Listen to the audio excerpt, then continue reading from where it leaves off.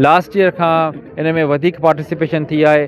असां पूरे पाकिस्तान जे मुख़्तलिफ़ ज़िलनि मंझां ऐं मुख़्तलिफ़ सूबनि मंझां माण्हू आया आहिनि। गिलगित खां वठी करे ऐं खुशदार ताईं ऐं कराची खां वठी करे कश्मीर ताईं माण्हू हिते भॻा आहिनि अल्हम्दुलिल्लाह। उन खां अलावा इंटरनेशनली छो जो रेकग्नाइज़ रेस आहे ऐं हिन में RFID जे थ्रू जेको आहे हिन में टाइम कीपिंग थिए थी पई, त इन जे करे इंटरनेशनल रनर्स बि आया आहिनि मुख़्तलिफ़ मुल्कनि खां, जंहिंमें यूरोप आहे, अफ्रीका आहे, मिडल ईस्ट आहे, फार ईस्ट आहे।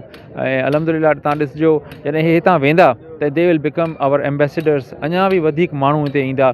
हिकिड़ो मतिलबु परसेप्शन हूंदो आहे हर मुल्क जो, जॾहिं हितां जो परसेप्शन इहो वेंदो त हिते अमन आहे, हिते मोहबत आहे ऐं हिते जेका महिमान नवाज़ी आहे ऐं हिते फेयर प्ले आहे, त इंशाअल्लाह ताला हे मज़ीद अञा बि वधीक रनर्स हिते ईंदा। ऐं हिकु ॾींहुं असांजी जेका मैराथन आहे उहा दुनिया जी बेस्ट मैराथन्स मां हिकु हूंदी। मौका एक तारीख़ी मोमेंट है ये, और एक वो ख्वाब हकीकत में तब्दील हुआ है जिसको शायद कोई तसव्वुर भी नहीं कर सकता था कि एक इंटरनेशनली रिकग्नाइज वर्ल्ड अथॉरिटीज़ जो सर्टिफाई करती हैं रेसेस को, वर्ल्ड सर्टिफाइड रेस सक्खर में हो रही है। और 42.19 किलोमीटर की इस रेस के अंदर चारों सूबों के साथ साथ कश्मीर गिलगित बल्तिस्तान के साथ साथ United kingdom, Italy, Morocco, Japan, Nigeria, Kenya, मुख्तलिफ़ ममालिक इसमें शिरकत कर रहे हैं। और 3000 से ज़ायद पार्टिसिपेंट्स, 700 से ज़ायद ख़वातीन इस रेस का हिस्सा हैं। और सक्खर एक खुशनसीब शहर है जिसको इस रेस को होस्ट करने का मौका मिला है। अप्रिशिएट करते हैं लोक सहायता को,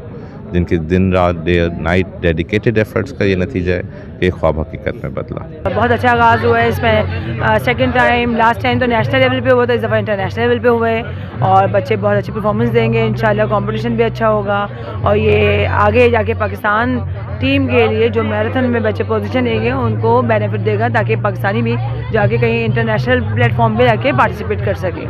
लोक सहायता जो सेकेंड एडिशन है सक्खर में, इन खां पहिरियां लास्ट ईयर फर्स्ट एडिशन थियो हुयो, त तमामु हिकिड़ो सुठो इवेंट आहे। ऐं इन जी जेका लेवल आहे उहा इहा आहे त ॿाहिरि मुल्क जा एथलीट जेके आहिनि उहे बि हिन वक़्तु सक्खर में पार्टिसिपेट करे रहिया आहिनि। त इहो तमामु हिकु ख़ुशि आइंदा बात आहे कि इंटरनेशनल लेवल जा एथलीट पाकिस्तान अचनि था, स्पेशली सक्खर अचनि था। सो ये स्पोर्ट्स प्रमोशन जे लाइ तमामु हिकिड़ो सुठो प्रोग्राम आहे। इन सां पाकिस्तान जी स्पोर्ट्स इंटरनेशनल लेवल ते बहाल थींदी ऐं पाकिस्तान एथलीट खे बि इंटरनेशनल एथलीट सां पाकिस्तान जे अंदरि ई कॉम्पीट करण जो मौक़ो मिलंदो।